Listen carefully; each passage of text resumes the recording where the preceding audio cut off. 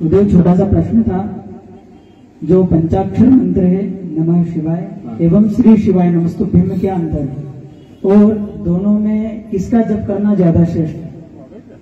देखिए, श्री शिवाय नमस्तुभ्यं मंत्र कहाँ से हो गया? मंत्र का एक देवता होता है, एक छंद होता है, एक ऋषि होता है, एक विनियोग होता है, उसका न्यास विधान होता है। तो नमः शिवाय का तो पुराण वेद सब जगह मिल जाएगा, शैवागम में मिल जाएगा। श्री शिवाय नमस्तुभ्यं अभी मैंने बताया ना 8 लाख श्लोक हैं केवल पुराणों में, वो भी मुख्य रूप से। उसमें वो पुराण और पुराण, स्थल पुराण, अभिमत पुराण नहीं जोड़े हैं। सबको जोड़ देंगे तो 12 लाख से अधिक केवल पुराणों की श्लोक संख्या हो जाएगी।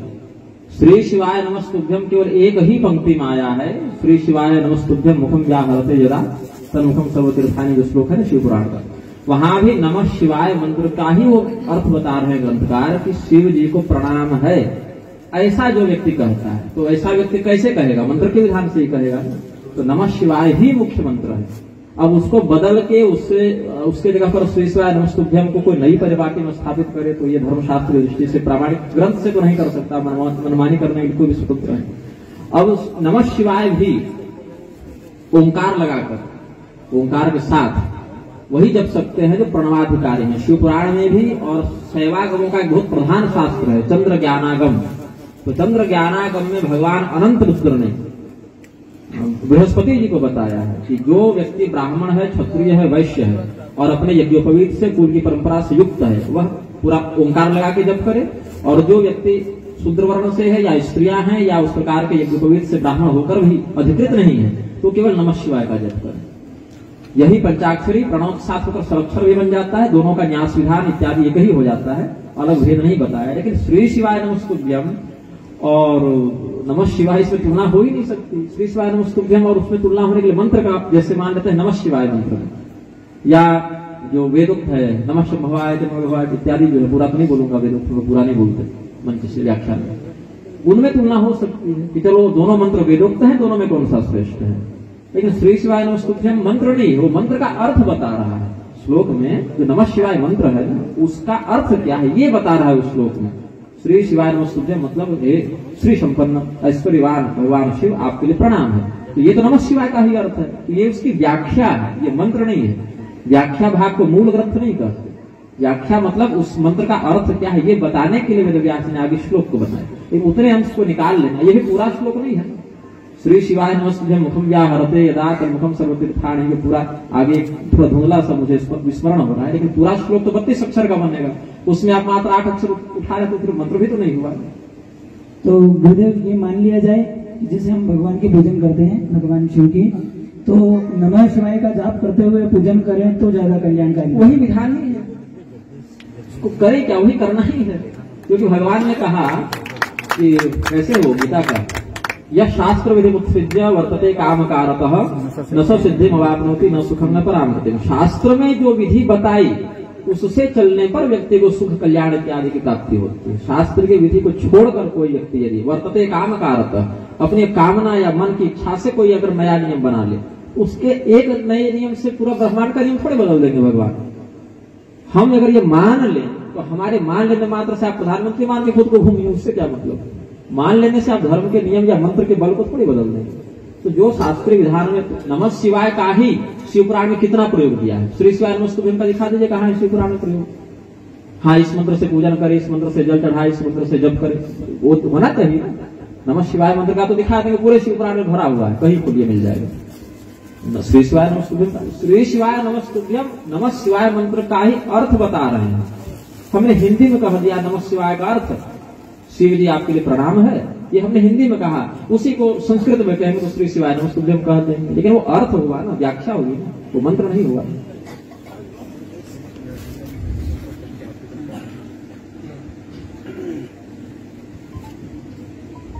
साष्टांगम प्रणिपात भगवत चरणियों दृष्टिया कृतार्थी करो।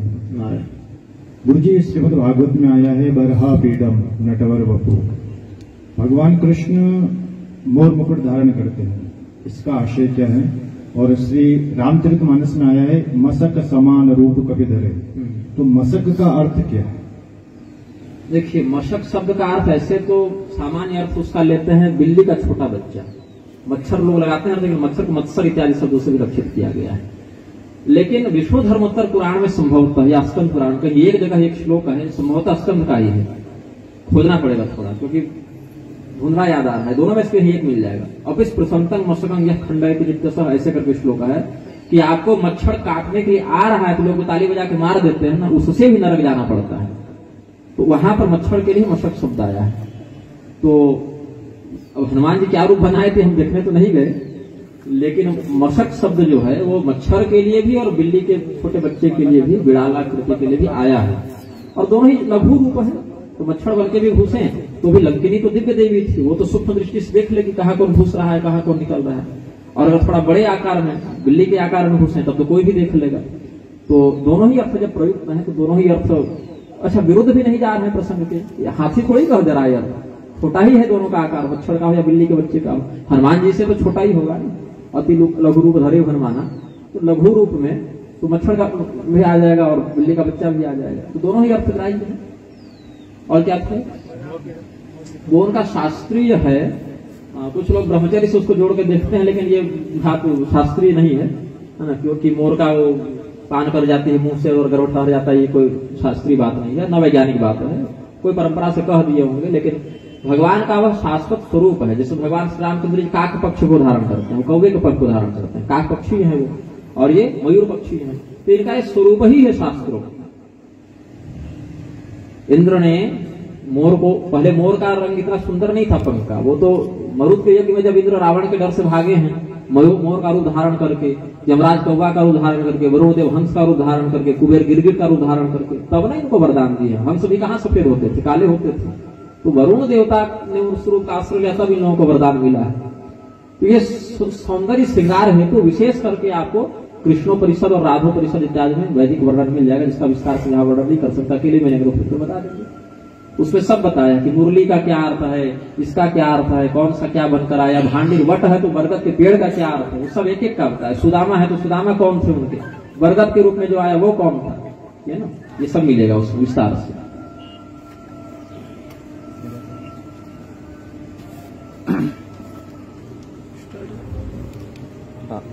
स्वामी जी प्रणाम। स्वामी जी एक शंका है, ब्रह्मा जी के दाहिने भाग से मनु जी की उत्पत्ति हुई और बाएं से शत्रुपा जी, तो ये क्षत्रिय वर्ण से माने जाएंगे अभी? देखिए हाँ, वर्ण का जो है तो इसमें मैथुनी सृष्टि भी यही मनु शत्रुपा जी से ही हुई है, पर इसमें फिर वर्ण विभाग की कैसी व्यवस्था? इसके दो मत मिलते हैं शास्त्रों में, जिसमें पहले तो कहा कि सबों का एक ही वर्ण था, हंस वर्ण। ऐसा भी आपको भागवत सबसे पहले एक ही वर्ण था, वो था हंस वर्ण। उस हंस वर्ण में सत्वगुण का आश्रय लेकर जिनकी रचना हुई ब्राह्मण कहलाए। सत्वगुण कम रजोगुण अधिक, उसको मिलाकर क्षत्रिय वर्ण बना। रजोगुण कुछ कम और तमोगुण अधिक, उसको मिलाकर वैश्य वर्ण बना। और तमोगुण प्रधान शूद्र वर्ण बना, अपने अपने अनुसार, लेकिन सभी हंस वर्ण से ही विस्तृत हुए चारों। उसके बाद जिसने अपने वर्ण के अनुसार कर्म किया उसकी सदगति हुई, जिसने नहीं किया उसकी दुर्गति हुई। आगे अवनति या उन्नति में कर्मानुसार फिर आगे प्रवर्तित हुई। तो मूल शुरू में क्या पूछ लिया, मनु शत्रुपा क्षत्रिय वाला। तो मनु शत्रुपा हो या देवराज इंद्र हो या जो भी मनुष्य से इतर योनि हो, मनु शत्रुपा स्वयं मनुष्य नहीं थे, मनु के बाद वाले मनुष्य हुए, मनु स्वयं मनुष्य नहीं थे, है ना। मनु तो एक अलग हो गए ना, वो तो मनवंतर के अधिपति हो गए। प्रजापति जैसे हैं वैसे मनु है, वैसे देवता है, वैसे दैत्य हैं, ये सब मनुष्य नहीं होते। तो उनका जो वर्ण है वो उनके कर्म से निर्धारित होता है, क्योंकि वो कर्म योनि नहीं, वो भोग योनि है इसीलिए। और मनुष्य कर्म योनि है, इसीलिए इसका जो है जन्मना निर्धारण होता है। क्योंकि एक दिन में 10 काम करेगा तो 10 बार इसका वर्ण थोड़े बदलेगा। पूजा पाठ कराने लगे तो ब्राह्मण हो जाएगा, और फौज की नौकरी करने लगे वही व्यक्ति क्षत्रिय हो जाएगा, रिटायर होकर दुकान खोले तो वैश्य हो जाएगा, ऐसा थोड़ी संभव है। तो कर्म यहाँ बदल सकता है, इसीलिए जो अपरिवर्तनशील हो उसको वर्ण में रखते हैं, और उसके आधार पर पूरे जीवन के कर्म का, इसलिए कहा सहजम कर्म कौन्तेय। अर्जुन, कर्म कैसा होता है जो तुम्हारे साथ उत्पन्न हुआ हो। वरना अर्जुन क्या कर रहे थे, अपना कर्म छोड़ के ब्राह्मण का ही कर्म करने जा रहे थे। तपस्या करूंगा, भिक्षाटन करूंगा, तो क्या दिक्कत थी, कर्म बदल लेते, वर्ण बदल जाता। भगवान बोले नहीं, श्रेयांश धर्मो विगुण, ये तुम्हारा नहीं, तुम्हारा काम युद्ध करना है। द्रोणाचार्य जीवन भर हथियार की कमाई खाए लेकिन ब्राह्मण ही कहलाए। विदुर जी जीवन भर धर्मोपदेश किए लेकिन शूद्र वर्ण के ही कहलाए, और उस बात को उन्होंने कितनी जगह स्वीकार किया है।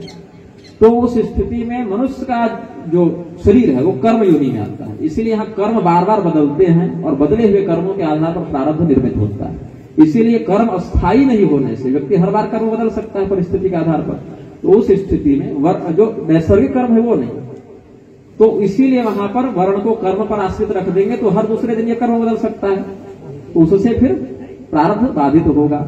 और देवता नवीन कर्म का सृजन नहीं करते, वो भोग योनि है, वहां भोग जो है वह बदल सकता है नानाविध भोगों में, कर्म अस्थायी रहता है। तो जो अस्थायी रहता है उसके आधार पर वर्ण बनता है। यहाँ जन्म अस्थायी है तो जन्मना वर्ण है, कर्म परिवर्तनीय है, और वहां भोग परिवर्तनीय है, कर्म स्थायी है। अमुक देवता यही कर्म करेगा, अमुक देवता का यही प्रधान कर्म है।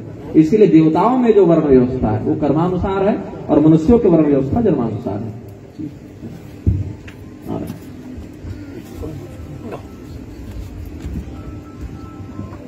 पूजो प्रणाम। हाँ, हनुमान जी के जो पंचमुखी हनुमान जी उनका अवतार कैसे? पंचमुखी नहीं, सप्तमुखी और एकादश मुखी भी है।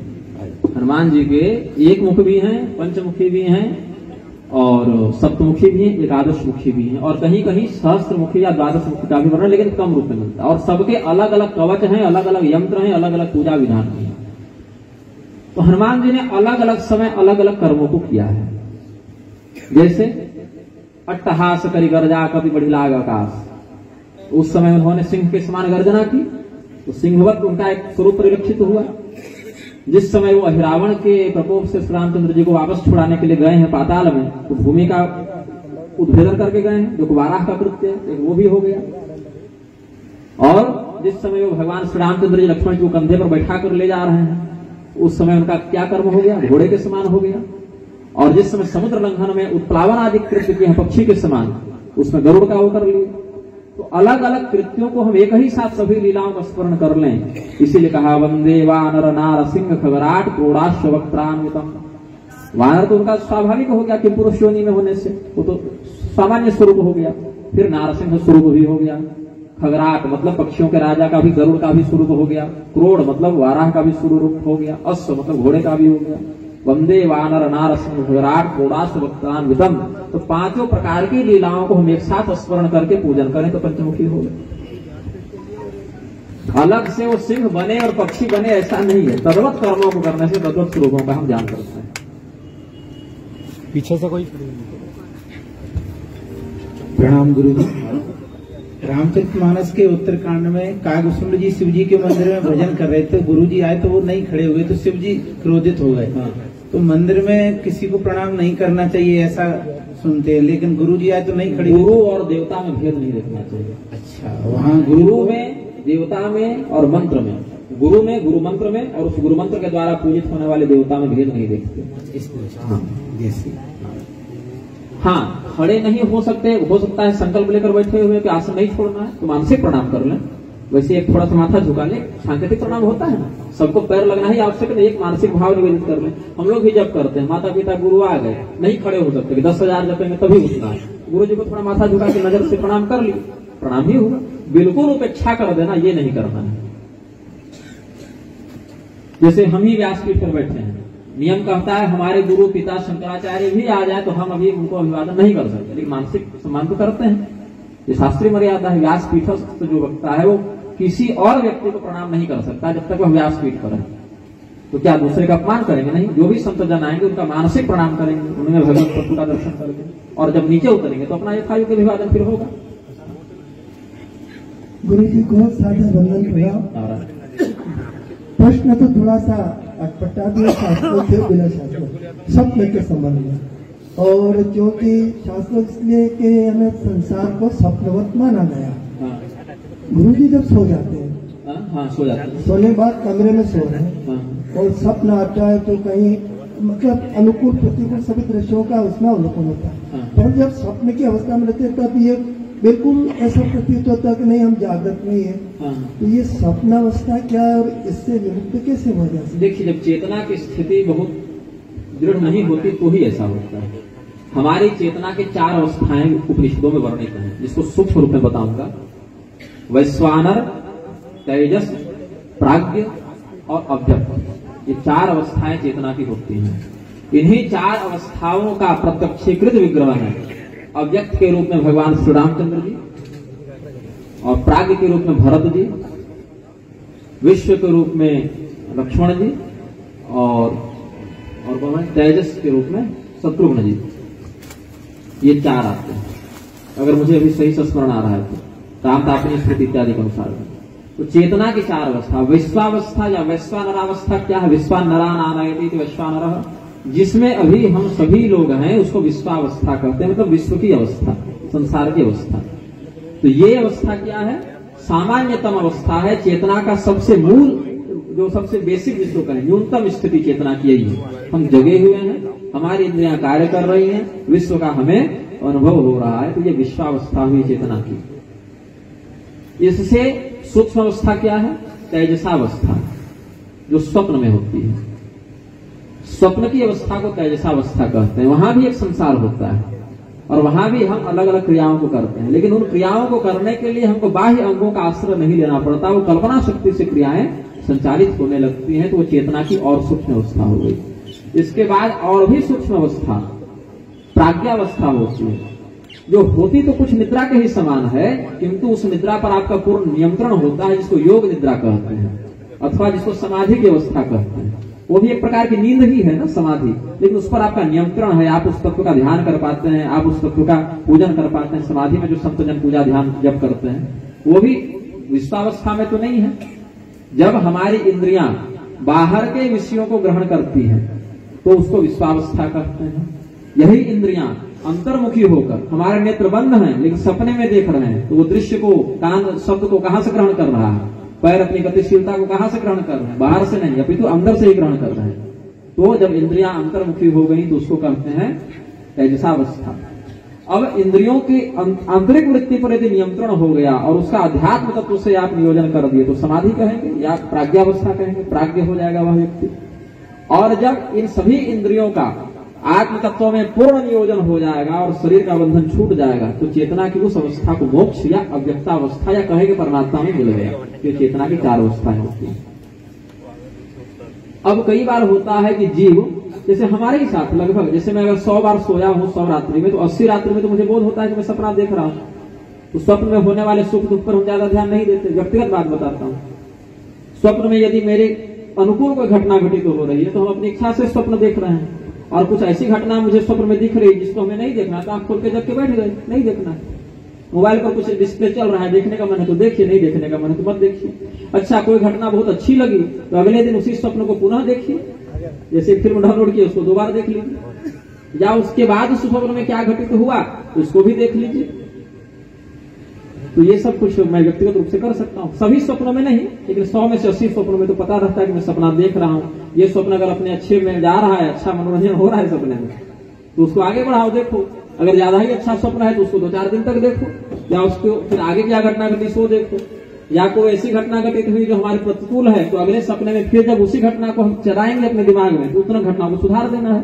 जैसे सपने में हम गाड़ी में जा रहे हैं, मोड़ आया, गाड़ी पलट गई, दुर्घटना घट गई, अगली बार जब उसी स्वप्न को हम अपने चित्त में तेजसावस्था में चलाएंगे तो वहां गाड़ी मोड़ लेंगे, ब्रेक मार देंगे। तो स्वप्न में संशोधन भी हो सकता है, स्वप्न को आप दोबारा देख सकते हैं, उसके आगे और पिछले की घटनाओं को देख सकते हैं, क्योंकि उस पर आपका नियंत्रण है, क्योंकि आपकी चेतना उस स्थिति पर है। तो कई लोग कर लेते हैं, जैसे हम कर देते हैं, कई लोग नहीं कर पाते होंगे। तो ये चेतना की 4 अवस्थाएं, विश्वावस्था, तेजसावस्था, प्राज्ञावस्था और अव्यक्तावस्था। इसमें प्रारंभिक 2 जो अवस्थाएं वो बंधन कारिणी है, और जो प्राज्ञावस्था और अव्यक्तावस्था है वो मुक्ति को प्रदान करती है। और कोई प्रश्न? प्रणाम गुरु जी। जो मंत्रों का जाप है या स्त्रोत है, हर परिस्थिति में किया जा सकता है, या विधि विधान से नहाना धोना, या चलते बैठते उठते सोते कभी भी किया जा सकता है? और जपा मंत्र और जपा, मैं सिर्फ उस मंत्र की बात कर रहा हूँ तो 15 धीरे धीरे बोल के किसी भी स्थिति में बिना नहाए धोए रात को सोते सैया को जो तारक मंत्र है, जैसे श्री राम जय राम जय जय राम, हरे राम राम राम हरे हरे इत्यादि जो तारक मंत्र है, इनको तो कर सकते हैं, ये इनके लिए दोष नहीं है, या इनके लिए कोई अधिकारिता भी नहीं है कि ये आपका दीक्षा विधान होना चाहिए, संप्रदाय होना चाहिए, योग्यता होनी चाहिए, जैसे वेदाधिकार में आता है, वैसा इसमें कुछ नहीं है। मन की शुद्धि ही इन मंत्रों के प्रयोग में कारण है। अब जोर से बोलना वही चाहिए जहां आपकी शारीरिक स्थिति शुद्ध हो। बाथरूम बैठे बैठे श्री राम जय राम जय राम कर रहे तो नहीं, वो मानसिक कर सकते हैं, लेकिन वाचिक वही हो जहां पर उसकी मर्यादा खंडित न हो, भगवान नाम का अपराध न हो जाए, ऐसी स्थिति में। बाकी मानसिक कर सकते हैं।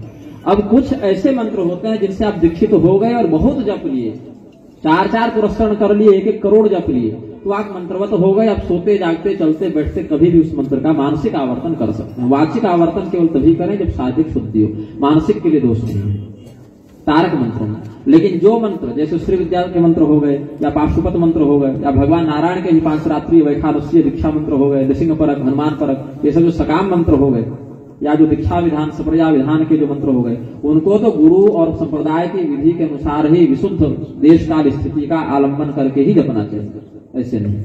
केवल तारक मंत्रों को, भगवान नाम के मंत्रों को अपने इष्ट की मर्यादा के अनुसार जप सकते हैं। नमः शिवाय इत्यादि मंत्रों के लिए या राम संबंधी मंत्रों के लिए भी शिव पुराण में, चंद्र ज्ञानागम में और अगस्त संहिता इत्यादि ग्रंथों में कुछ छूट दी गई है कि बहुत ज्यादा नियम नहीं चाहिए, क्योंकि ये पवित्र करने वाले तारक मंत्र है। लेकिन फिर भी एक सामान्यतम शुद्धि और सामान्यतम मर्यादा का पालन व्यक्ति को करने से ही वह मंत्र प्रभावी होता है। जैसे आप बहुत सुंदर पकवान खाएं, लेकिन गंदगी से घिरे हुए क्षेत्र में खाएं तो मन अच्छा लगेगा नहीं। वैसे भगवान नाम में कोई दोष नहीं है, लेकिन आपकी चेतना उस मंत्र के प्रभाव से बढ़िया से आप प्लावित हो।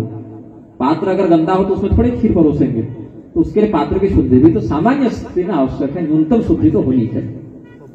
अजपा के लिए दोष नहीं, एकमात्र अजपा ही ऐसी है, और उसका इसीलिए क्योंकि आप उसका जप नहीं करते, वो आपका श्वास स्वयं जप करता है। हंस मंत्र का जो सुहंग मंत्र का जप होता है वो श्वास ही करता है। उसका कल सुबह एक संकल्प करना है, और जीवन भर अगले दिन भर वो शरीर जितना बार श्वास लेगा उतना बार वो मंत्र जो जप लिया गया ऐसा उसका फल होता है। लेकिन उसमें यही विधान है कि उस फल को आप स्वयं नहीं रख सकते। 21,600 बार 24 घंटा में वो स्वयं शरीर जपेगा, चाहे आप कोई काम कर रहे हो, दिमाग कहीं लगा हो, तो शरीर का जो श्वास की जो श्वास व्यवस्था है, श्वास प्रणाली है, वो स्वयं उसका जप करेगी।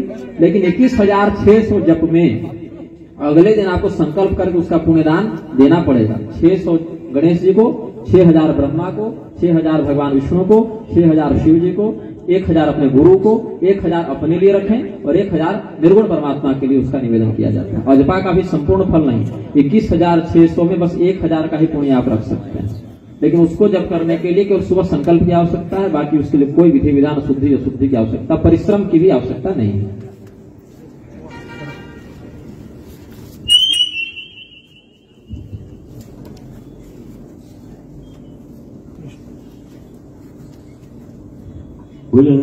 एक प्रश्न और था। हाँ।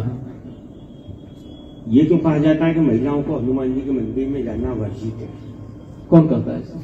लोग कहते हैं, मतलब ये मिथ्या, तो मतलब इसका आप बताएंगे ना।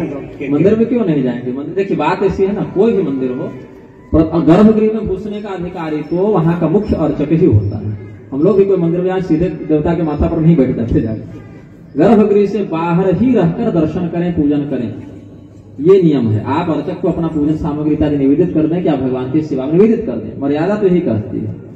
लेकिन कुछ लोग अगर अंदर जाना भी चाहें तो उनको देखना पड़ेगा कि क्या वो शास्त्रीय शुद्धि मर्यादा में अधिकृत है कि नहीं। तो स्त्री हो जाने मात्र से कोई हनुमान जी के मंदिर में नहीं जा सकती, ऐसा कोई शास्त्रीय निषेध नहीं है। हाँ, स्पर्श पूर्वक पूजन तो किसी भी प्रतिमा का नहीं करना चाहिए यदि आप उनकी स्थापना इत्यादि नहीं किए हैं, आपके वो व्यक्तिगत स्थापित भगवान नहीं है। अब घर में कर रहे हैं तो अलग बात है, लेकिन जो सार्वजनिक देवालय है वहां ऐसा विधान नहीं होना चाहिए। हनुमान जी का स्पर्श पूर्वक पूजन करने के पीछे यही तर्क दिया जाता है कि हनुमान जी ब्रह्मचारी है, तो हनुमान जी का ब्रह्मचर्य इतना कच्चा नहीं है कि आप छू दिए तो उनका ब्रह्मचर्य खंडित हो जाएगा। हनुमान जी का ब्रह्मचर्य आपके छू देने से खंडित नहीं हो जाएगा। और ऐसा भी नहीं है कि स्त्रियां, अच्छा, पुत्र भाव से भी तो स्पर्श कर सकती हैं, ब्रह्मचर्य केवल पति भाव से निषिद्ध है ना। माता के भाव, हनुमान जी हमारे बालक हैं, ऐसा भी तो पूजन कर सकते हैं। हनुमान जी हमारे भाई हैं, यह भी तो कर सकते हैं। हनुमान जी हमारे पिता हैं, यह भी तो कर सकते हैं। मैं हनुमान जी की पुत्री हूँ या हनुमान जी की हम माँ हैं। सनातन धर्म में तो यही है कि देवता से आप भाव का संबंध बना सकते हैं। भगवान हमारे पुत्र हैं, भगवान हमारे भाई हैं, पति भाव से ना करें, ये है। तो पति भाव से कौन महिला हनुमान जी को पूजित कर रही? कर भी तो कोई नहीं रही है। हमेशा कहा जाता है कि महिलाएं मतलब न जाना, मतलब नहीं, ऐसा कोई शास्त्र मतलब मिथ्या को दूर करने के लिए। द्रौपदी जी ने तो हनुमान जी का विधि पूर्वक व्रत किया है, और द्रौपदी जी जब व्रत कर रही थी तो अर्जुन उनका मजाक उड़ाए, उन्होंने व्रत बीच में छोड़ दिया तो 13 वर्ष का वनवास उनको भोगना पड़ा। वही सूत्र पुराण में वर्णित है। और पराशर संहिता देखें पराशर संहिता देखें तो कितनी स्त्रियां, केवल मनुष्य नहीं, नागों की, गंधर्वों की, देवताओं की भी स्त्रियों ने हनुमान जी की आराधना करके अपने सत्कामना की पूर्ति की है। और स्पर्श पूर्वक पूजन न करें इतना मान सकते हैं, लेकिन मंदिर जाए ही नहीं, या पूजन न करें, या चालीसा न पढ़े, या व्रत न करें, ये ऐसा कोई निषेध नहीं है। भगवान जैसे एक श्लोक है, एक वो अपन स्थिति पढ़ते हैं, अब सौंप दिया इस जीवन को, सब भार तुम्हारे हाथों में। इसमें एक शब्द आता है, यदि जन्म मिले तो मैं सब चरणों का पुजारी बनूं। ये तो भजन हो गया ना शास्त्रीय, कौन क्या भाव से कभी लिखे, क्या कहते हैं, मानव का मुझे जन्म मिला तो मैं सब चरणों का पुजारी बनूं। मतलब ये मानव का जन्म में ही यह शब्द बोल रहा है, तब चरणों का पुजारी। मानव का मुझे जन्म मिले तो तब चरणों का पुजारी बने। अब भजन मुझे याद नहीं है, भजन शास्त्रीय नहीं, वो तो भाव है कवि का ना, तो वेदों पुराणों सिद्धांत होता है वहाँ तव चरणों, तव मतलब तुम्हारे, तव नहीं, तव शब्द, हाँ संस्कृत में तव मतलब मानव का जन्म मिला तब नहीं, संस्कृत तव चरणों मतलब तुम्हारे चरणों का, आपके चरणों का, ये भाव है वहाँ तव शब्द है। तव चका आखिर स्तुति रंबिके है ना, भगवती ऐसा क्या है जो तुम्हारी स्तुति न हो। इनका कहने का तात्पर्य है कि मानव का मुझे जन्म मिले, अन्य जन्मों का नहीं। तो पशु की योनि में आप कैसे चरणों की सेवा कीजिएगा? कौन सा कुत्ता बिल्ली गधा घोड़ा भगवान के जाके चरणों की पूजा करना है? मनुष्य बनिएगा तभी ना कीजिएगा। भगवान मानव के ही जीवन में यह शब्द वो बोल रहा है, जब वो मानव ही है और वो ये शब्द का उच्चारण कर रहा है, तो फिर ये शब्द का अर्थ क्या है? पशु की योनि में जो उच्चारण कर भी रहा होगा तो किस पशु ने कविता लिखी जो आपको पता चलेगा कि हाँ इस कुत्ते ने यह कविता लिखी थी कि हम जब मनुष्य बनेंगे तब आपका हम आराधना करेंगे, वो कह भी रहा होगा तो आपको कैसे पता चलेगा? तो मानव के रूप में ही अभिव्यक्त करेगा ना अपने भाव को। और जैसा कि खगेश जी ने कहा तब नहीं, तव शब्द है वहां पर, जो कि परंपरा में तब हो गया, तो तव का अर्थ होता है तुम्हारा। संस्कृत में युष्मत् पदवाच्य में आप देखेंगे षष्ठी में।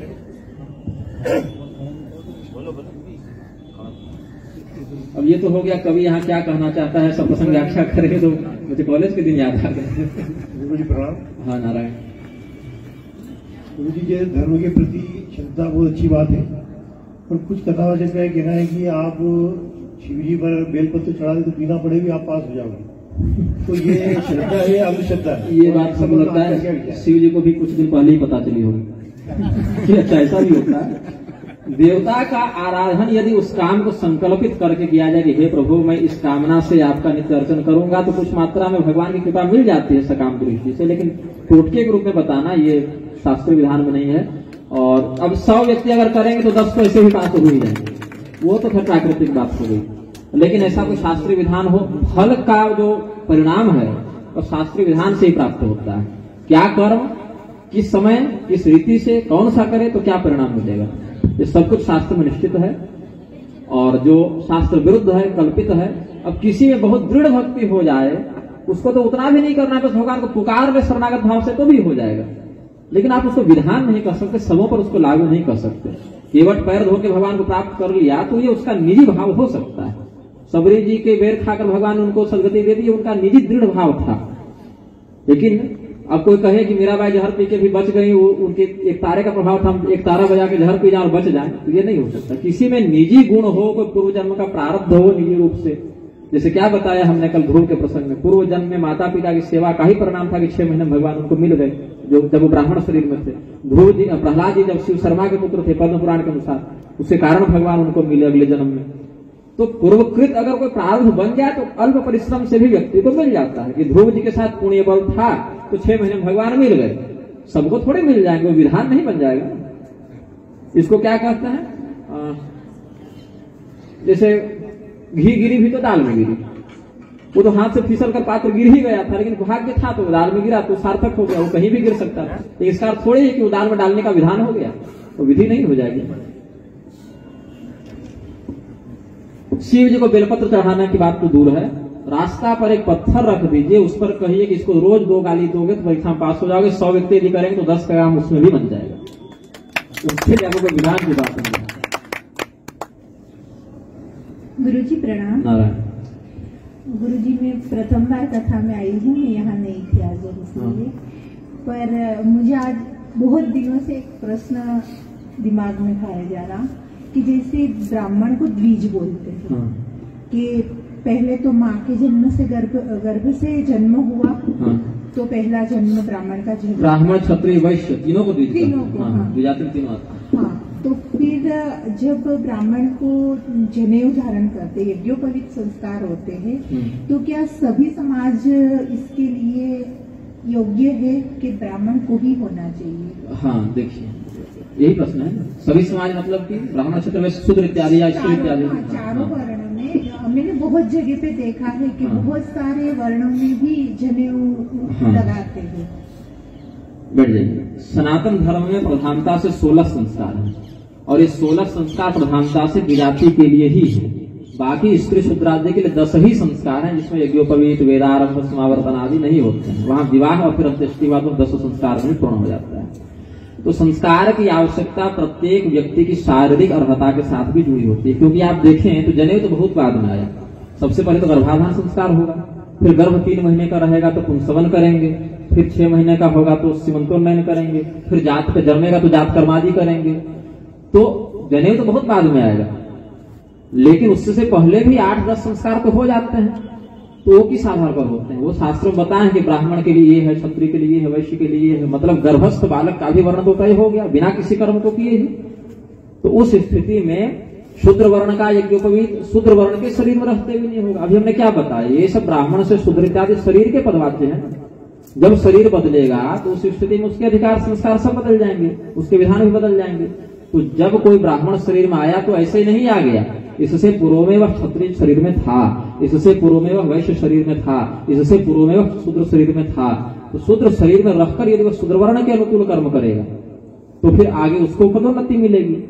ब्राह्मण शरीर में रहकर ब्राह्मण के उचित कर्म करेगा तो मोक्ष की प्राप्ति होगी। ब्राह्मण के शरीर में रहकर ब्राह्मण का कर्म नहीं करेगा तो फिर अन्य क्षत्रिय वैश्य शूद्र आदि में आएगा। ये तो क्रमानुसार बढ़ना, क्रमानुसार घटना, ये तो निश्चित है।